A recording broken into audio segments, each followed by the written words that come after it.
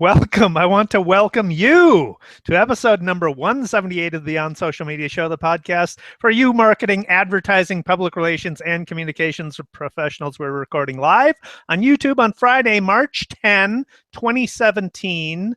And if you're wondering why I'm saying you all the time, you're going to have to listen to the entire show, because at the end of the show, we'll cover the data behind the use of you in the daily numbers. But your topics this week include bullish on Betsy, spoken Spotify, testing trolls, advertising gorilla, poultry list Twitter, voiceover Alexa, progressive chicken, printing houses, hack attack, your browsing history, and HBO's Meltdown. We started off with best story of the week, and BL, you have the honors. What was the best story of the week? Well, I fell in love with this story this week, and this was in the middle of the night. McCann, New York, and their clients, State Street Global Advisors, they dropped a statue in Bowling Green Park, and it's of a girl, the fearless girl, and she is facing off against the famous Wall Street bull, and he's known as the Charging Bull. And of course, this was timed for International Women's Day, and the statue is meant to symbolize the power of women in leadership, or in fact, the not power of women in leadership, because unfortunately, even though companies with strong female leadership generated a return on equity of 10.1% per year versus those 7.4% with those without a critical mass of women at the top, and the fact that out of 3,000 companies, only 1 in 4 of the 3,000 top companies in the Russell company list don't even have one woman on their board, and nearly 60% of boards have less than 15% women. So this is bad. And so the point is to, make the point that we need more women in leadership positions. And the guerrilla aspect of putting it there in the middle of the night, although they did have a permit from New York City to have it there for at least a week, the idea was because the actual bull was installed without permission by the artist Arturo di Modica in 1989, and it was meant to be a symbol of strength and power of the American people after the huge stock market crash in 1987.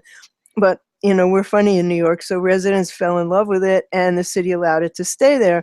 So this one's going to be there for about a week, and if it becomes part of the city art program, it will be able to stay longer. And it was made by a sculptor named Kristen Bisbal and photographed by Federica Vallabrega. I love their names. And the campaign calls on more than 3,500 companies, the ones that the State Street Partners invest in on behalf of clients, wants them to take steps to increase the number of women on their board. And so the chief executive officer and president of SSGA, Ron O'Hanley, said in a statement today, "We're calling on companies to take concrete steps to increase gender diversity on their boards and have issued clear guidance to help them begin to take action." So this came from a story by Tim Nudd, and I was moved by this to start a change.org petition to keep the fearless girl there permanently. And I hope more people will sign it, and I hope the city will pay attention. It has to go to the Cultural Affairs Board of New York City to get the long-term approval. I love it. I love the contrast. I love the defiance. The little girl standing up to the massive bull. It's just fantastic. And it's charging. I mean, she's really charging him. Yeah. And apparently, all the tourists, everybody's coming by it, are no longer taking pictures of the bull anymore. They're all taking pictures of the little girl. So that's fantastic. Yep. So everybody get on, sign that petition. We'll have a cool link in the show notes at beyondsocialmediashow.com/178. Definitely sign up, because that should be a permanent fixture. I love the contrast between the two. This has nothing to do with that, but Spotify is looking to add music podcasts. So I heard about this on This Old Marketing podcast with Joe Pulizzi and Robert Rose. They were talking about a Digiday article by Max Willens talking about podcast expanding or Spotify expanding their podcast and looking for a music podcast in particular. This would be a first step in a longer term play that several podcast platforms are making to become hubs for both music and spoken word audio. The discussion, though, on the old marketing podcast struck me because they were talking about whether Amazon should acquire Spotify. Amazon's got streaming music, but it's not nearly as good as Spotify's streaming music service. Spotify has better algorithms. Their recommended, their weekly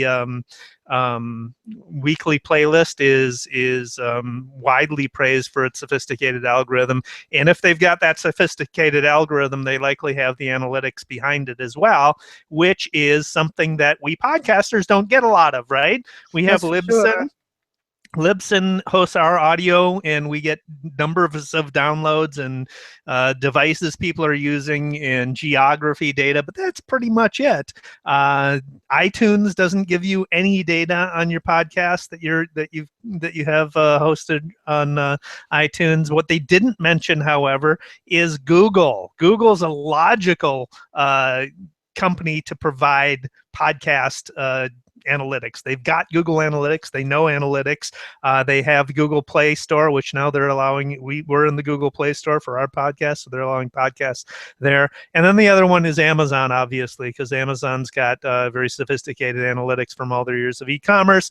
They have a place to host it, and if they buy Spotify, they'd have that as well. So it was an interesting discussion. But what struck me is that they completely forgot or did not mention Google as a provider of podcasting analytics. So I personally would rather see it go to Google than Amazon, because Amazon is so busily trying to take over the world. You know, they're even trying to make a new Twitter. We've got more of that in another story, but I mean, the thing that they have that nobody else has is all the e-commerce data about what you buy, and that's pretty powerful. But is what I buy on Amazon related to the music I listen to? I'm not sure. Sure, the things you buy are going to be indicative of what kind of things podcasts you might want to listen to. The stuff you watch on Amazon Prime certainly would indicate your taste in podcasts. So I think they have a lot of data they could pull together. Plus, don't forget, Jeff Bezos owns Washington Post as well. So there's which is one great newspaper, I gotta say. So the other thing that I think is good that happened this week is Twitter users are going to be able to filter out eggs. And eggs, this is from a story by Abby Oleiser. I hope that's how I pronounce your name, Abby, in the Washington Post. And, there are an awful lot of people who never get around to putting a profile picture on Twitter. And they're probably all just lurkers or people who don't understand what's going on Twitter, or people who are hiding or whatever. But bots. Or bots, yeah, largely. Although bots seem to have pictures, but they're going to make it possible to en masse get rid of the eggs. And so this is a warning to anybody who is an egg.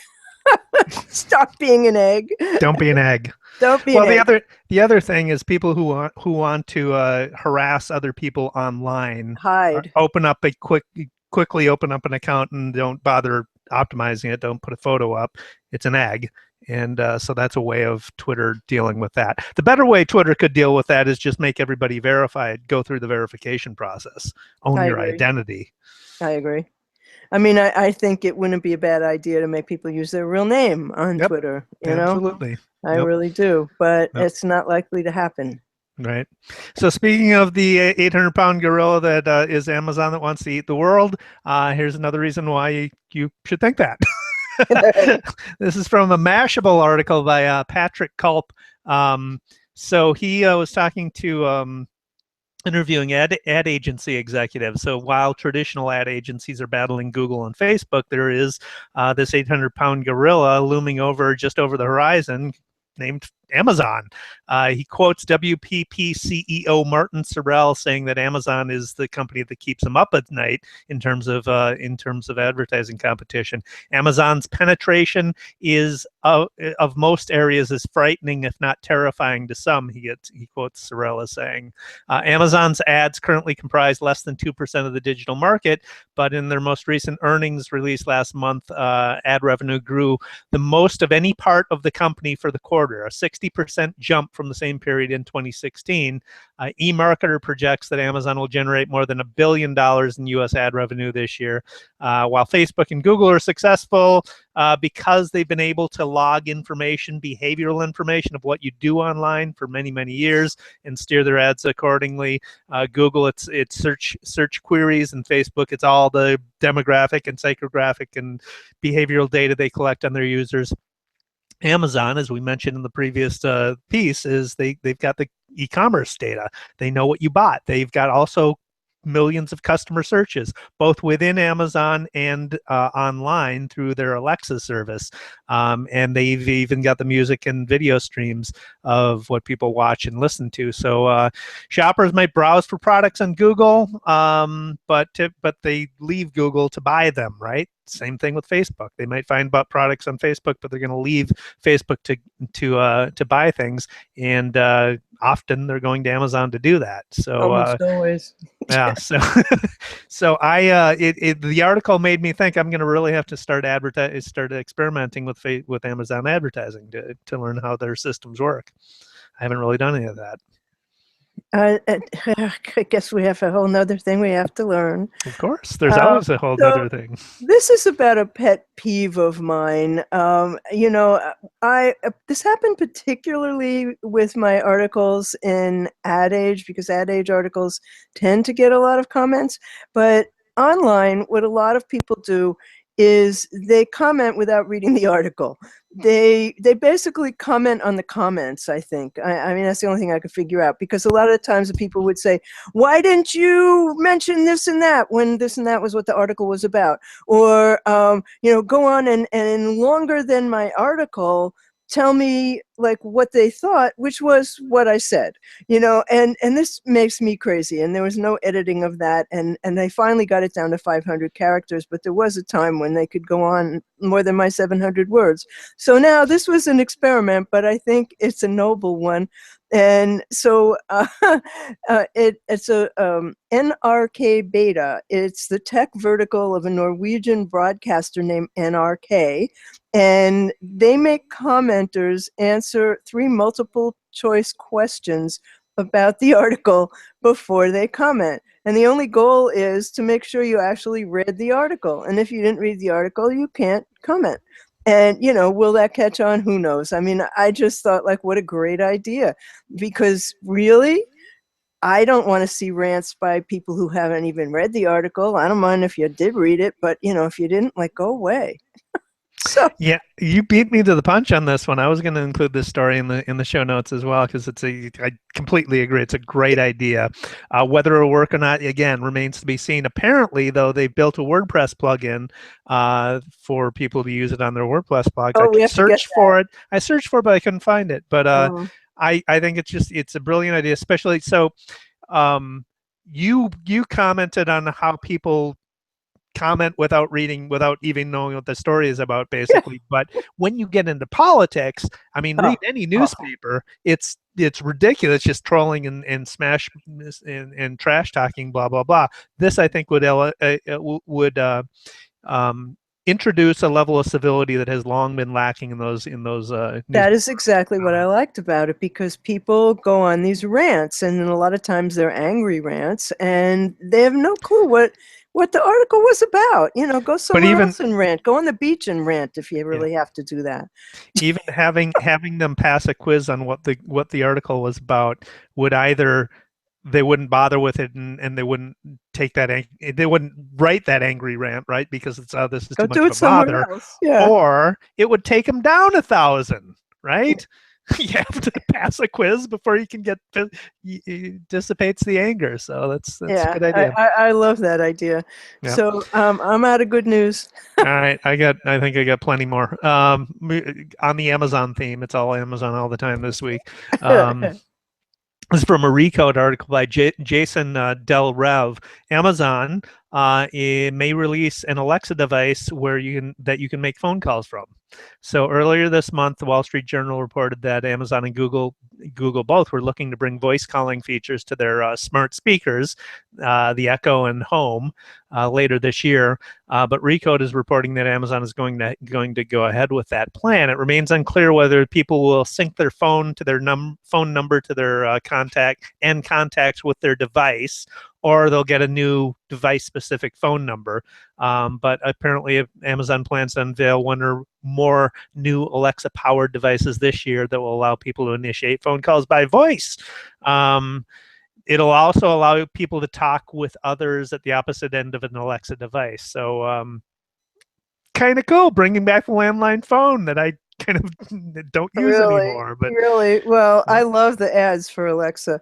I mean, I think. Well, then speaking of it, also the ads, you could serve ads on these Alexa devices too. When we're talking about Amazon being an 800-pound gorilla of advertising, they've got these Alexa devices they can do audio ads through as well. Well, the other side of the coin here is that the Republican senators have introduced a new bill that's going to let ISPs sell all your web browsing data. It's from an Ars Technica article by John Brodkin. I think they're already doing it, but BOGO, guys, because a few days ago, Republican senators, led by the aptly named Senator Jeff Flake, Republican Arizona, introduced legislation that would overturn privacy rules for internet service providers. So it basically eliminates the power of the Federal Communications Commission to protect internet users or to set any standards. So if the Federal Communications Commission rules are eliminated, then your ISP or anybody else, I guess, would not have to get your explicit consent before selling or sharing web browsing data. That would probably give away every time we check I agree before we use something. But, that notwithstanding, Senator Flake and 23 Republican co-sponsors introduced the resolution the other day, and it would use their power under the Congressional Review Act to ensure that the FBA rulemaking will have, quote, no force or effect. The resolution would also prevent the FCC from issuing similar regulations in the future. So how Flake defends this is he says he's trying to protect consumers from overreaching internet regulations by having none. So Democrats, of course, come flying back, and Senator Brian Schwartz, Democrat Hawaii, says if this resolution is passed, neither the FCC nor the FTC will have clear authority when it comes to how internet service providers protect consumers' data, privacy, and security. And he said, regardless of politics, allowing ISPs to operate in a rule-free zone without any government oversight is simply reckless. And Senator Edward Markey, a Democrat from Massachusetts, similarly said, big broadband barons and their Republican allies want to turn the telecommunications marketplace into a Wild West where consumers are held captive with no defense against abusive invasions of their privacy by internet service providers. Well, of course, we all know what happened this week. We have no privacy anyway because of WikiLeaks. But anyway, consumers will have no ability to stop internet service providers from invading their privacy and selling sensitive information about our health, our finances, our children, insurers, data brokers, anybody who can profit from this information will all have it, whether or not we want them to do that. Yeah, well, okay, yes, reckless, but more reckless is what you have already mentioned, the WikiLeaks leak. Good Lord, what was that about? Code and hacking tools. So this is from a Washington, everybody reported on it, but this is from a Washington Post article by Greg Miller, and Ellen Nakashima. So, of course, if you've had your head in the sand and don't know about this, the WikiLeaks released a vast trove of CIA's computer hacking arsenal that's thousands of files revealing secret cyber tools used by the agency to convert cell phones, televisions, other ordinary devices into implements of espionage, listening devices. The data dump appears to lay bare the design and capabilities of some of the U.S. intelligence community's most closely guarded cyber weapons. WikiLeaks said that the initial dump, this is just the initial dump, is part of a broader collection of nearly 9,000 files that would be posted over time. In code, there's code in it. This makes us all less secure, far less secure, because if they're giving these hacking tools that the CIA has been collected to hackers, the open to anybody in the world to use, then it's completely reckless. New York Times did have a follow-up article saying that the initial reporting that secure messaging apps like Signal and WhatsApp could be bypassed, that was wrong.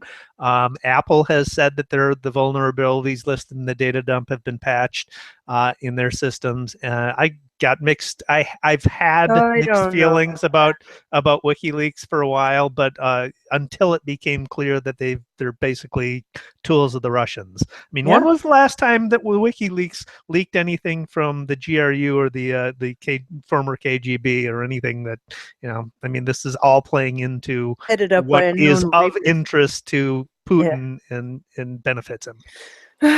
So, in more bad news, this is about how this was from NPR's Weekend Edition, and the reporter was Scott Simon, and he was interviewing Zeynep Tufekci, and the discussion was that YouTube, that everybody, YouTube in particular, is taking what you watch and adding more of the same. So let's say you watch a pro-Trump, I can't even get his name out of my mouth, a pro-45 rally on YouTube and or Facebook, and then they'll push 6 more similar videos. If you watch a CNN, a Fox, a Breitbart, or any other, you're sure going to find more videos with those same views following you basically everywhere. And they say, well, that's their algorithm. Well, okay, this, according to Tufekci, has a lot to do with radicalizing youth and uneducated people, big emphasis on the uneducated people here. And so, this makes me wonder, okay, if the algorithm can find similar views, why isn't the algorithm capable of showing you both sides of the story? Why isn't the algorithm capable of saying, and in another view, and presenting you with that video? They can't make you watch it. You can lead a horse to water. You can't make him drink. But, why on earth would you show somebody 6 of the same things when there is another world out there with other views? And this is part of the problem that we all have, where anything that you read leads to more of the same in Google. And we all live in these little bubbles where we talk to our friends who agree with us, and I mean, it's getting worse. It's getting worse. Yeah, I mean, we've talked about this over many years, the need to implement serendipity into your media diet, to find sources of news that you don't typically use deliberately so that you know what the rest of the world thinks. But also, it occurs to me, we are kind of just living in a massive worldwide psychosocial experiment that is being conducted by algorithms. Now, I totally understand why you give people more of what they want, and that's how algorithms work, and that's, in most cases, it works. But when it comes to political views, when it comes to public policy, when it comes to us as a society deciding what is the soundest way of conducting our affairs as a country, then maybe algorithms need to be rethought. I don't know.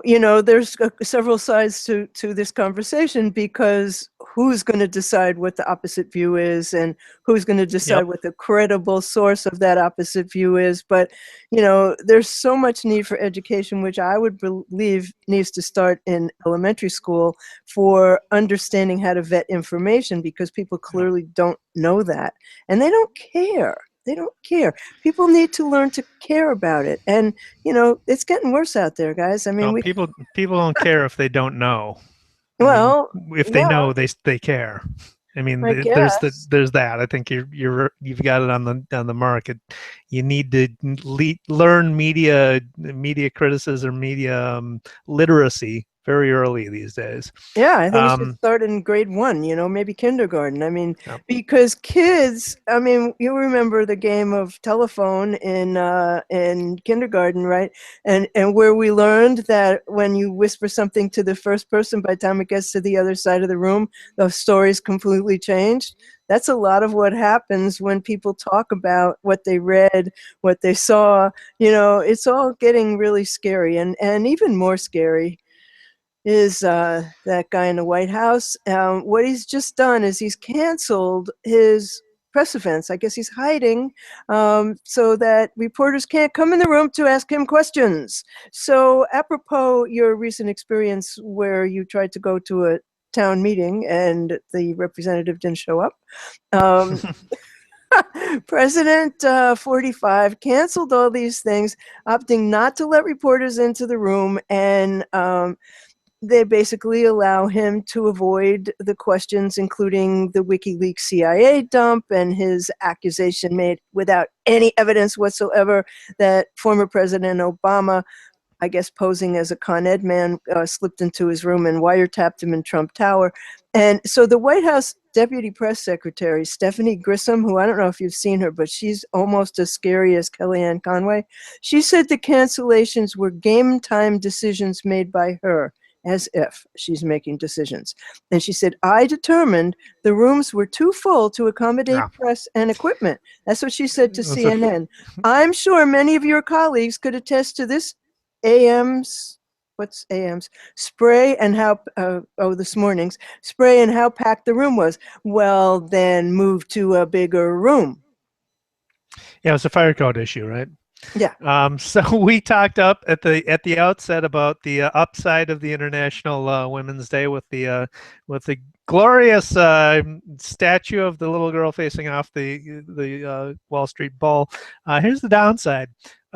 This is from a Huffington Post article by Lee Moran, which on International Women's Day, 45 tweeted, I have tremendous respect for women and the many roles they serve that are vital to the fabric of our society and our economy. On International Women's Day, join me in honoring the critical role of women here in America and around the world, to which not a few people responded.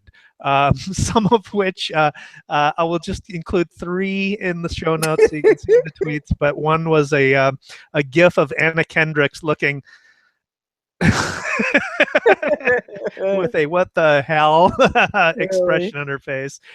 Another person responded, "How many women in your cabinet?" ? Another person responded by posting a cover of the Daily News with the headline, "Grab them by the pussy," and question, is this a joke? So no, it was not a joke. From the Department of Predictable Responses, there you go. Last Saturday, I admit I'm addicted to Twitter. I get up in the morning, I look at Twitter, and I looked and I went, oh my God. And, I guess he does it in the middle of the night and they can't make him stop. So we'll see what he has to say tomorrow. Or maybe he's such a coward that he's going to stop talking for a while. I don't know. He ought to shut up, though. One last one. And sure, worst. I don't have any more worst. So HBO had a meltdown.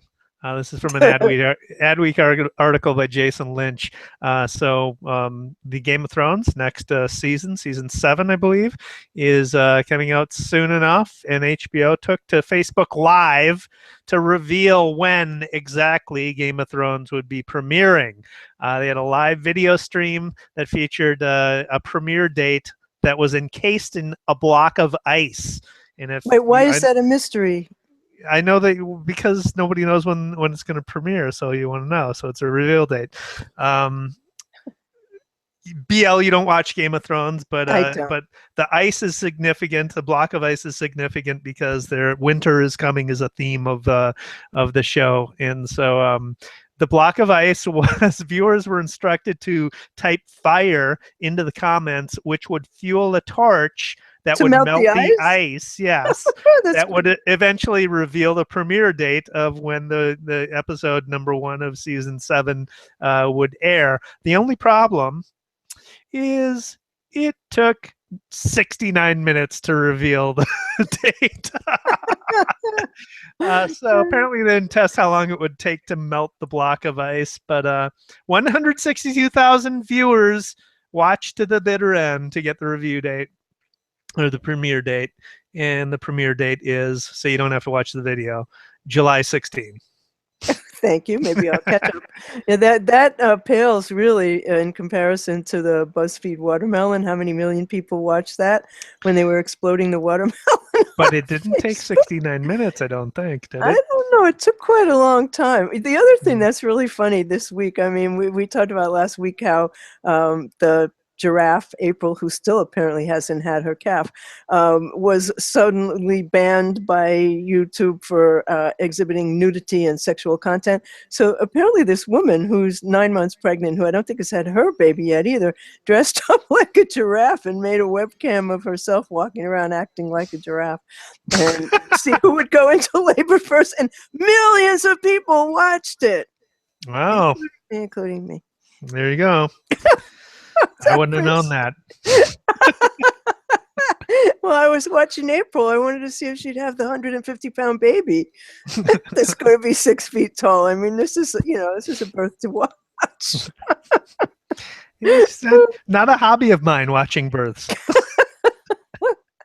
Well, you ought to try it. Anyway, does that bring us to shiny new objects? It does indeed, yes. Okay, I think you have some? Sure, I've got one. So I recently I missed an episode because I was in Cancun for a conference, and I was there for a work thing, and had to record some interviews and sessions from the conference, and then I bought a shiny new tool to do it, and it is the Zoom H1 portable audio recorder. And this is what it looks like. It's just a handheld audio recorder with an LED light. And the bundle I bought includes a little tripod, so you can set it up on a table and just set it and ready to go. It's battery powered. Takes one AAA battery, I believe, and comes with a windscreen. And you can even have a little handhold thing. So if you're like a reporter, you could screw it on and hold it and How much? record people talking. $135. It That's really records not in bad. stereo audio, has WAV and MP3 formats. It records in a micro SD card. Includes a padded case that you can carry it in, and a clip adapter and some cords and stuff. So yeah, pretty good, cool deal, and records very nice audio too. So basically, if you're recording video with one hand, you're holding that with the other? Well, the thing you would use it for is if you're just recording audio interviews, that's one thing. You could actually record a podcast on it. But if you're recording videos, you would get the backup audio. You could use this to do the backup audio as well. So it's always a good best practice to recording videos to have a backup audio source as well. Wow, that's a really good toy. Okay, so I came across a free app called Apoli. I think that's how you say it. AIPoli. It uses artificial intelligence to identify, this is so cool, to identify and speak the names of objects, actions, food, products, faces, animals, and colors for blind people. Wow. And it's just the coolest thing. I put it on my phone. I haven't had a chance to play with it yet, but they've helped over 200,000 people with visual impairment. It's called AIPoli. I don't know how to pronounce it. Vision. They won 12 national and international awards, including Consumer Electronics Show 2017 Best of Innovation Award. and they were received by 2 heads of state. And so what the president of the company said, we work toward a future where devices and machines see and understand the physical world we live in, enabling us to assign the world's most tedious tasks to artificially intelligent agents. That's the scary part of it. But in terms of helping blind people, it's incredible. It does facial recognition. They demonstrate it, identifying flowers and animals, and saying there's a chair over there, and you're touching a table, and stuff that is absolutely remarkable. And is that going to be applied to things that are going to take jobs away from people? Yeah, I guess so, eventually. Isn't everything? It is the world we live in. We're not happy tonight, are we? Yeah, I guess. So we're ready for the daily numbers? Yes, go ahead. Are they happy? Drum roll, please. I know everybody has watched to the end. As I said at the outset of the podcast, that there's a reason I was mentioning the word "you" 4 times at the outset of the podcast, and this is why. Harnessing the power of you in YouTube. This is from a study by TubeBuddy and Hay, and the authors Dane Golden and Phil Starkovich studied data from 30,000 YouTube videos. They used the median values and ratios to compare videos that did say "you," the word "you," in various ways during the first 30 seconds versus videos that did not say "you" at all in that period. And what they found is that by saying the word "you" just once in the first 5 seconds of a YouTube video, you can increase overall views by 66%. No kidding. And views can increase. Research. There you go. And views can increase by 97% if you say "you" twice in the first 5 seconds. So I think I accomplished that. We'll see if our views increase 97%. Wow, that's so cool. Yeah. What an easy tip. There you go. Pro tip. Nobody will. Yeah, well, I know, but you know how many people will not do that? Good. So that brings us to the end of episode. Now I'm happy. That brings us to the end of episode 178 of the Beyond Social Media Show. And you'll be able to see the links to all of the stories we discussed and the related material that we brought into the stories. We'll have links to everything, and that will be on our blog, beyondsocialmediashow.com/178. And you will also find the videos and the link, what is that called, Dave? That's called the link. There's a name for it.